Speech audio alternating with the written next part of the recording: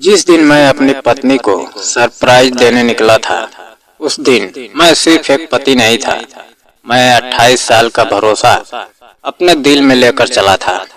उस भरोसे के साथ एक छोटा सा टिफिन, उसकी पसंदीदा फिल्टर कॉफी वाला फ्लास्क और एक साधारण सी उम्मीद की आज शायद वह मुस्कुरा देगी। मेरी पत्नी एक बड़ी आईटी कंपनी की सीईओ थी। उसकी दुनिया मीटिंग और बोर्ड कॉल और इन्वेस्टर अपडेट से भरी रहती थी। घर पर कई रातें ऐसी भी थी जब मैं अकेले खाना खाता और उसके लिए खाना ढक कर रख देता था। वह देर से आती, जूते उतारती, 2 घूंट पानी पीती और बस इतना कहती, थक गई हूँ, कल बात करेंगे। मैंने कभी शिकायत नहीं की, क्योंकि मुझे लगता था कि शादी में सपोर्ट का मतलब होता है दूसरे की उड़ान के लिए रास्ता साफ करना। उस सुबह वह जल्दी में बिना कॉफी पिए और बिना ब्रेकफास्ट किए निकल गई।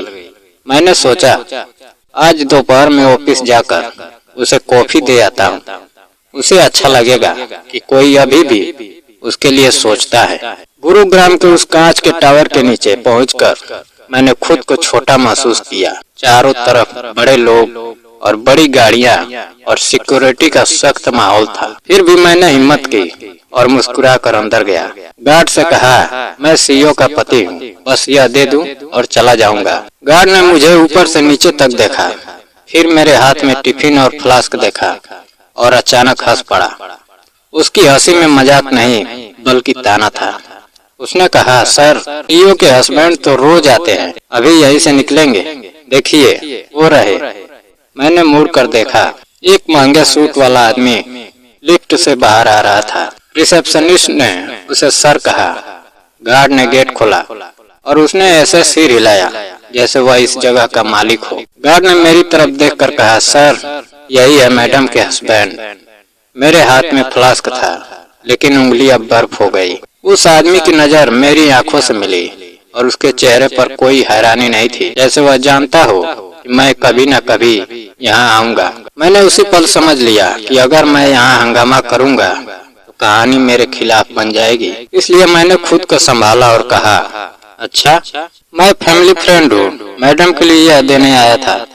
उस आदमी ने फ्लास्क और टिफिन लिया और बहुत सामान्य आवाज में बोला, मैं दे दूंगा। मैं बाहर निकल आया।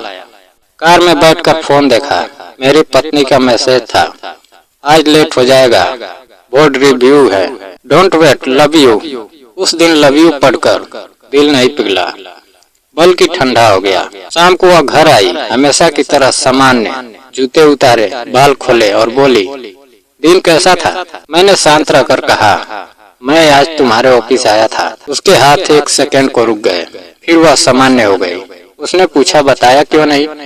मैंने कहा, कॉफी और टिफिन देने आया था। सिक्योरिटी ने कहा, तुम्हारे हस्बैंड रोज आते हैं, तो मैंने उन्हें दे दिया। उसके चेहरे पर एक पल को डर चमका, फिर वह मुस्कुराई और बोली, ऑफिस पार्टनर होगा, तुमने किसी रैंडम को दे दिया। और बात बदल दी। उसी रात मैंने बहस नहीं की, क्योंकि मुझे समझ आ गया था कि सच जल्दबाजी में नहीं बल्कि सबूत से सामने लाना चाहिए। अगली सुबह वह जल्दी निकल गई। मैं किचन में गया और यूं ही ड्रॉर खोला तो मुझे एक एक्सेस कार्ड मिला जो हमारे घर का नहीं था। उस पर एक सोसाइटी का लोगो और हल्का सा फ्लैट नंबर था। उस कार्ड को देखते ही मेरे भीतर आवाज आई, यह दूसरी जिंदगी की चाबी है। अगले 3 दिन मैंने खुद को सामान्य रखा। फिर एक दिन उस सोसाइटी पहुंचा, गार्ड को डिलीवरी फॉलो अप कहा और अंदर चला गया। उसी फ्लोर पर वही फ्लैट कार्ड से दरवाजा खुला और जो मैंने देखा वह किसी अफेयर से ज्यादा खतरनाक था। यह पूरा घर था। किचन में 2 मग्स, बेडरूम में उसकी साड़ियाँ और किसी आदमी के कपड़े, बाथरूम में 2 टूथब्रश और फ्रिज पर साथ में घूमने की तस्वीरें, जैसे यह जगह महीनों से बसाई गई हो। डाइनिंग टेबल पर एक फोल्डर था जिस पर नेक्स्ट स्टेप्स लिखा था। उसमें ट्रेवल प्लान और प्रॉपर्टी लिस्ट और एक लीगल समरी थी। आई एसेंट डिवोर्स स्ट्रेटजी, जिसमें मेरे खिलाफ पूरा नैरेटिव लिखा था। मेरी शांति को सोशल आइसोलेशन और मेरी सादगी को एम्बिशन की कमी और मेरे सपोर्ट को इमोशनल दूरी बताया गया था। मैं वही जड़ हो गया। तभी दरवाजा खुला, वही आदमी अंदर आया और कुछ मिनट बाद मेरी पत्नी भी आई। उसने कहा, आज टावर पर एक अजीब आदमी आया था। उसने जवाब दिया, मैंने संभाल लिया। टाइमलाइन हमारे हाथ में है। यह सुनते ही मुझे समझ आ गया, यह सिर्फ धोखा नहीं बल्कि पूरी योजना है। मैं चुपचाप वहां से निकल आया। घर आकर मैंने रोया नहीं बल्कि एक नोटबुक खोली, डेट्स लिखी, पेमेंट्स लिखे और खुद से कहा, रिएक्ट नहीं करना है, प्रोटेक्ट करना है। अगले दिन मैंने एक सीनियर लॉयर से मुलाकात की और अपनी लीगल सुरक्षा तय की। शनिवार की सुबह मैंने उसे डाइनिंग टेबल पर बुलाया और फोल्डर रख दिया। उसने पूछा, यह क्या है? मैंने कहा, हमारी शादी का रिपोर्ट कार्ड। उसने हंसना चाहा पर मेरी आंखें देखकर रुक गई। मैंने कहा, मैं सब जानता हूँ। वह चुप रही, फिर बोली, तुम वहाँ गए थे? मैंने कहा, हाँ। उसने कहा, यह गलत है। मैंने जवाब दिया, 28 साल की शादी को स्क्रिप्ट बनाना सही है। कुछ पल खामोशी रही, फिर उसने कहा, मैं इस शादी से थक गई थी। मैंने कहा, और मैं इस झूठ से थक गया हूँ। मैंने उसे बताया कि मैं तमाशा नहीं करूँगा पर खुद को मिटने भी नहीं दूंगा। हम दोनों ने शांत तरीके से अलग होने का फैसला किया। महीनों तक प्रोसेस चला।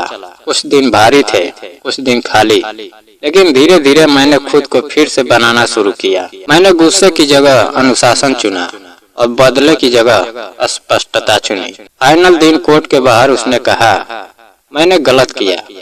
मैंने उसकी आंखों में देखा और कहा, हाँ, लेकिन मैं तुम्हें माफ करता हूँ ताकि मैं खुद को आजाद कर सकूं। मैं बाहर आया और पहली बार खुलकर सांस ली। मुझे समझ आया कि भरोसा आंख बंद करके नहीं बल्कि आंख खोल कर किया जाता है। और जब कोई आपके पीछे कहानी लिख रहा हो तो टूटना नहीं बल्कि तैयार होना सीखना चाहिए, क्योंकि जिंदगी का असली खेल वहीं से शुरू होता है जहाँ आपका भ्रम खत्म होता है। और उस दिन मैंने तय किया कि अब मेरी कहानी कोई और नहीं बल्कि मैं खुद लिखूंगा। और इस बार मेरे शब्दों में दर्द नहीं, ताकत होगी। मेरी खामोशी में हार नहीं बल्कि नई शुरुआत की आवाज होगी। और मैं धीरे धीरे उस आदमी से बाहर निकल आया जो सिर्फ इंतजार करता था और उस इंसान में बदल गया जो आपकी जिंदगी खुद बनाता है। और शायद यही मेरी सबसे बड़ी जीत थी, क्योंकि कभी कभी रिश्ता बचाना जीत नहीं होता बल्कि खुद को बचाना ही असली जीत होता है। और उस दिन मैंने आखिरकार खुद को बचा लिया और नई जिंदगी की ओर पहला कदम बढ़ा दिया। और जब मैंने पीछे मुड़कर देखा तो समझ आया कि भरोसा टूटने की आवाज नहीं होती, वह चुपचाप गिरता है। लेकिन जब इंसान खुद को संभाल लेता है तो वही टूटन उसकी सबसे बड़ी ताकत बन जाती है। और मेरी जिंदगी का असली अध्याय उसी दिन शुरू हुआ जब मैंने अपने दर्द को कमजोरी नहीं बल्कि सबक बना लिया और आगे बढ़ गया। दोस्तों, अगर कहानी पसंद आई हो तो वीडियो को लाइक और चैनल को सब्सक्राइब करना ना भूलें। जय हिंद।